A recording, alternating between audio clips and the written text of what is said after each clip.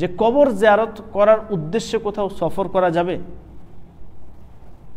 ধরেন উদাহরণস্বরূপ আপনি ঢাকাতে থাকেন, আপনি শহর এলাকায় থাকেন, সেখান থেকে এখন গ্রামের বাড়ি, দেশের বাড়ি, আপনার পিতার বা মায়ের কবর জিয়ারত করতে যাবেন, যাওয়া যাবে? জি না। সফর করে কোনো কবর জিয়ারত করা যাবে না। আল্লাহ রাসূল সাল্লাল্লাহু আলাইহি ওয়াসাল্লাম স্পষ্ট হাদিস আছে, রাসূলুল্লাহ সাল্লাল্লাহু আলাইহি ওয়াসাল্লাম স্পষ্ট ভাষায় বলেন যে 3টি মসজিদ ছাড়া অন্য কোথাও সওয়াবের উদ্দেশ্যে জিয়ারত করা জায়েজ না। লা তুসাদ্দুর রিহাল ইল্লা ইলা সালাসাতি মাসাজিদ। এই 3টি মসজিদ, মসজিদুল হারাম, মসজিদুল নববী আর মসজিদুল আকসা, এই 3টে বাদ দিয়ে অন্য কোথাও কোনো ব্যক্তির, আপনার নিজের পিতা হোক, নিজের মা হোক, তাদের জন্য না কবরের জিয়ারত করার উদ্দেশ্যে, কবরস্থান জিয়ারত করার উদ্দেশ্যে বা অন্য কোনো মসজিদ যাওয়াকে কেন্দ্র করে সফর করতে পারবেন না, নিষেধ। কোনো মসজিদ সফর করতে পারবেন না। আপনি ভাবছেন যে আমি গ্রামের বাসায় থাকি, ঢাকাতে একটা বড় মসজিদ আছে, চলেন ওখানে যাই নামাজ পড়তে, সওয়াবের উদ্দেশ্যে যাওয়া যাবে না। আপনি ঢাকা গেছেন অন্য উদ্দেশ্যে, দিল্লির জামে মসজিদে নামাজ পড়ার উদ্দেশ্যে যাওয়া যাবে না। দিল্লি গেছেন ঘুরতে, বৈধ কোনো কাজ করতে, ব্যবসা বাণিজ্যের ক্ষেত্রে, সেখানে গিয়ে নামাজ পড়ছেন, কোনো অসুবিধা নেই।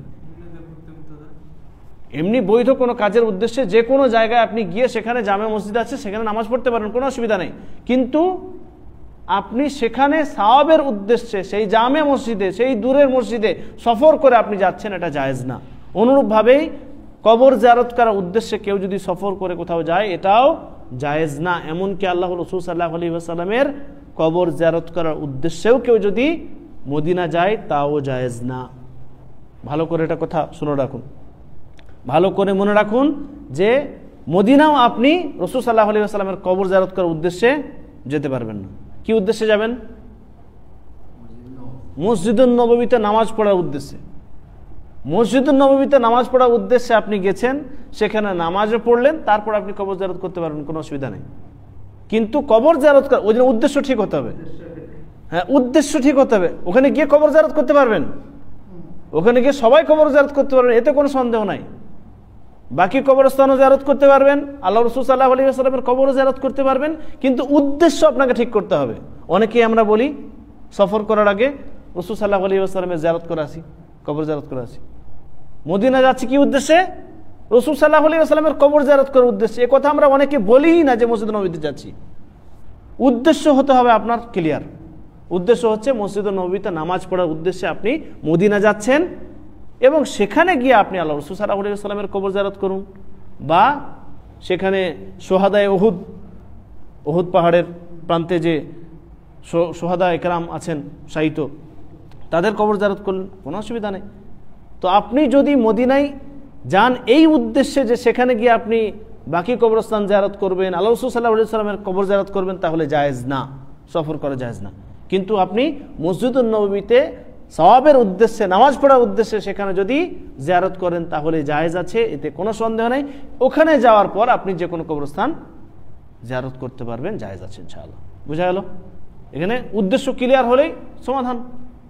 আপনি দেশ থেকে যখনই সফর করে মদিনায় আসছেন, এবার দেখবেন অনেকেই হজ করতে আসে বা উমরা করতে আসে, প্রথমে মদিনা যায় বা প্রথমে মক্কা যায়, তারপরে মদিনা আসে। তো মদিনা আসার উদ্দেশ্য কি?